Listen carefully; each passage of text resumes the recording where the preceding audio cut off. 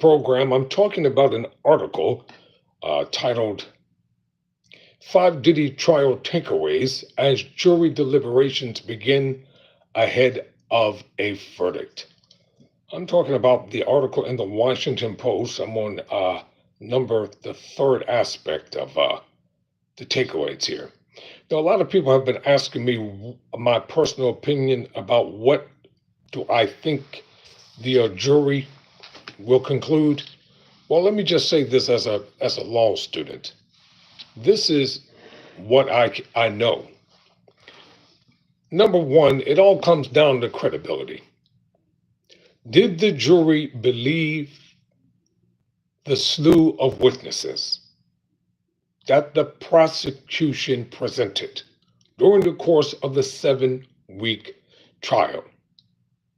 Did they believe? I think they found Cassie Ventura credible, given the fact that they saw the videotape of the beating and the $20 million settlement. I believe they found her credible. So it comes down to credibility.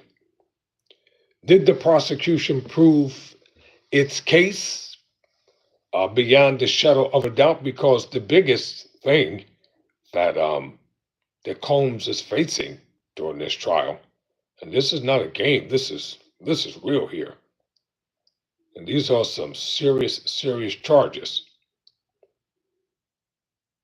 Did they believe the charges that the prosecutor charged him with, or did they feel that they overcharged him? You know, racketeering conspiracy is a serious charge. Sex trafficking is an extremely serious charge. Did the prosecutors prove their case beyond a reasonable shadow of a doubt? Now, one of the biggest mistakes I think that his lawyer made is not cross-examining anybody, and not presenting any witnesses to speak on Mr. Combs's behalf. You know, you want to present your client in the best light, even though the fact that the charges against him are very, very serious. You want the jury to be able to hear from people who actually believe that he couldn't have done such things. Now, let's get down to the real nitty-gritty here before I continue this article. The jury is going to come back with these three things. Number one, guilty. Number two, not guilty. Number three, a mistrial. Those are the three decisions that the jury is faced with. Let me say that again. When the jury has finished deliberating, they're going to come back with one of three of these different conclusions that I'm talking about. One, guilty of all charges. Two, acquittal of all charges. Three, a mistrial. And if they have a mistrial, meaning they could not come to a conclusion, a mistrial simply states that the district attorney, they have to make a decision. Do we try him all over again, as was in the case of Bill Cosby? You know, as soon as they had a mistrial on the Cosby case, immediately the district attorney refiled the charges. So if they have a mistrial in this case right here, then Mr. Combs most likely will probably be tried again, or there could be some intervention that takes place. So those are the three options that it comes down to: acquittal of all charges, guilty of all charges, or a mistrial. That's it. There's no other decision that they're going to make. Someone says, "Are you a judge?" I'm a law student. I'm a criminal justice law student, working toward getting that piece of paper so I can help people. You know, I was raised in a family that believe in fighting for the underdogs. Everyday people. I made a decision several years ago. I had to think about it long and hard before I went down this road. Do I really want to become a lawyer? For me, it's a calling. It's not about making money. It's about helping people. Okay, so now I'm going to get down to the 5 takeaways, and I pretty soon once I graduate, I'm going because I want to be able to have the titles behind my name for credibility purposes. Once I graduate, I'm going to start a YouTube legal channel. And I'll just be talking about law and everything pertaining to law on that channel. All right, takeaway number 3. The prosecution just kept talking about Sean Diddy Combs' cult of celebrity. So what do they mean by that? Oh, I know what I meant to say. The reason why they had all these witnesses is because the district attorney made deals with every one of them. Because they were going to charge them all if they did not agree to quote unquote cooperate. No, it's called snitching. Yeah, let's bring the real wrap up in here. They had to turn against him to save their hides.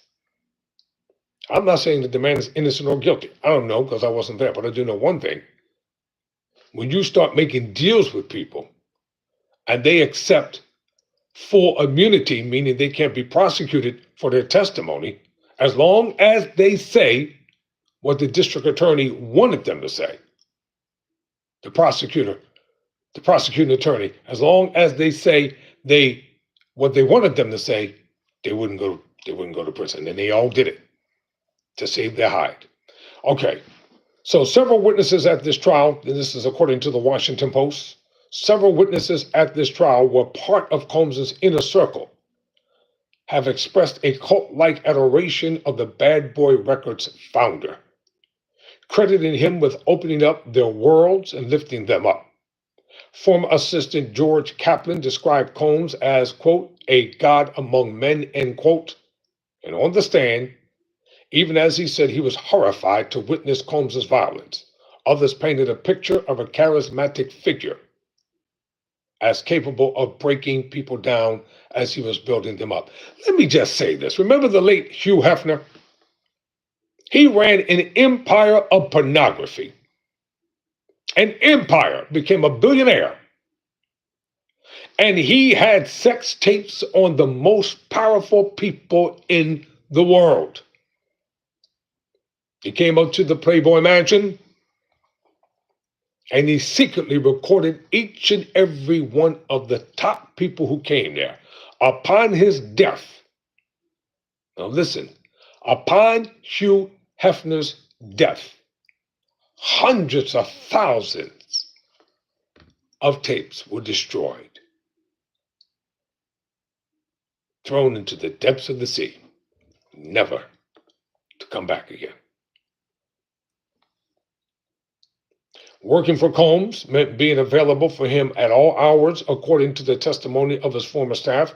One former assistant, using court-approved aliases, Mia, said she once had to stay up for 5 days without sleep. Another former assistant, Capricorn Clark, said she was hooked up to a lie detector test in a dilapidated building for 5 consecutive days to test her loyalty. Quote, he used to say that he wants us to move like SEAL Team 6, end quote. Former assistant Brendan Paul said of his boss's lofty expectations. Combs' duality was especially apparent to his ex-girlfriend Ventura, who described him being, quote, fan of his music, recalled how special she felt receiving personal attention from this larger-than-life figure when she was an emerging pop star. But after signing a 10-album deal or contract with Bad Boy Records, Ventura felt Combs stifled her career, forcing her to record hundreds of songs that would never release and ultimately making marathon-length freak-offs her job. So you know she had an axe to grind. You know she had an axe to grind. Number four, they talked about payoffs and NDAs or non-disclosure agreements. They all have them. Anytime you work for major politicians or high celebrities, you have to sign a non-disclosure agreement. So there's nothing illegal about that. And give Sean credit, man. Give Diddy credit. The man is a genius in his own right. You don't build an empire and become a billionaire in the record business by being stupid. So we know he's not an idiot. We know he's not stupid. The man has business savvy, entrepreneurial skills, and intellect that probably goes beyond the average person. Something happened somewhere, something went wrong. In order for all this to come crashing down on him. And guess what? He's not the only celebrity they're going to come after. There's going to be a lot more before the year's over. So let's talk about the payoffs and NDAs. During the trial, it emerged that Sean Diddy Combs paid $100,000 to obtain what he thought was the only copy of a 2016 video showing him beating Ventura in a hotel hallway, according to the testimony of Eddie Garcia, a hotel security worker. When a copy of the original footage was released by CNN last year, it ignited outrage and shifted public opinion.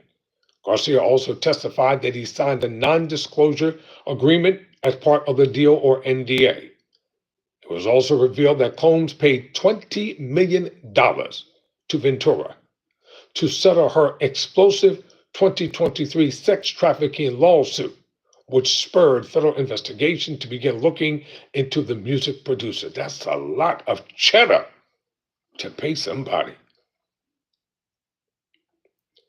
Thank you for subscribing. I appreciate it.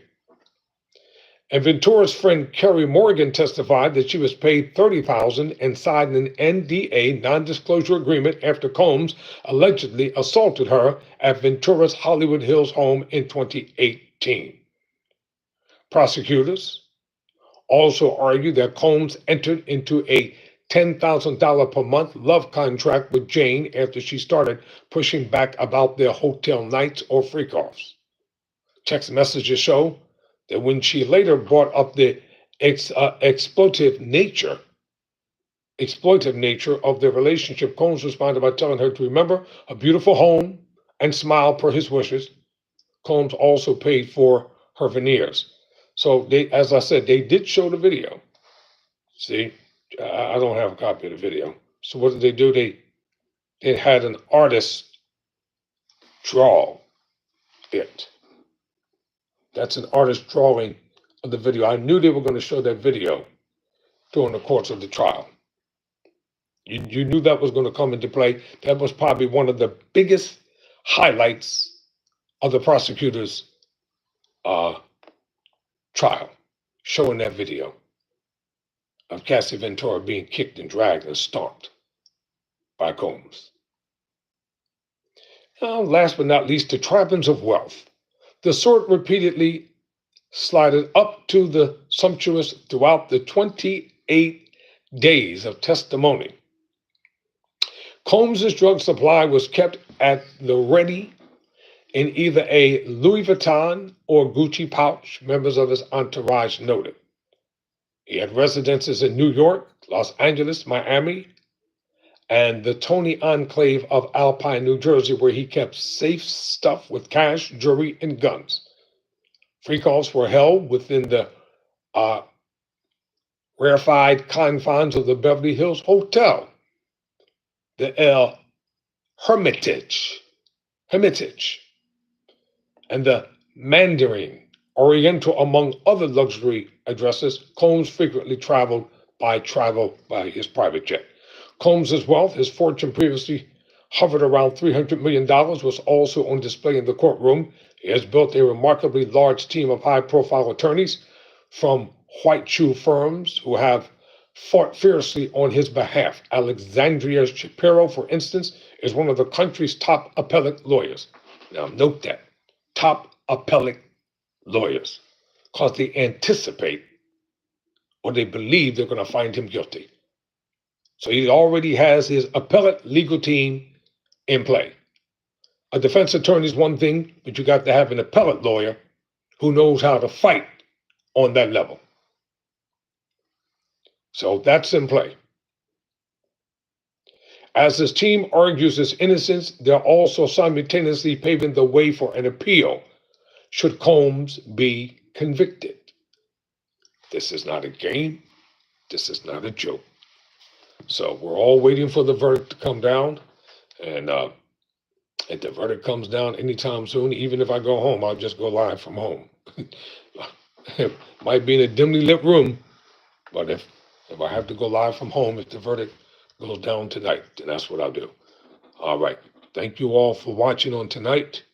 My day's going fine. Never surrender. Never quit.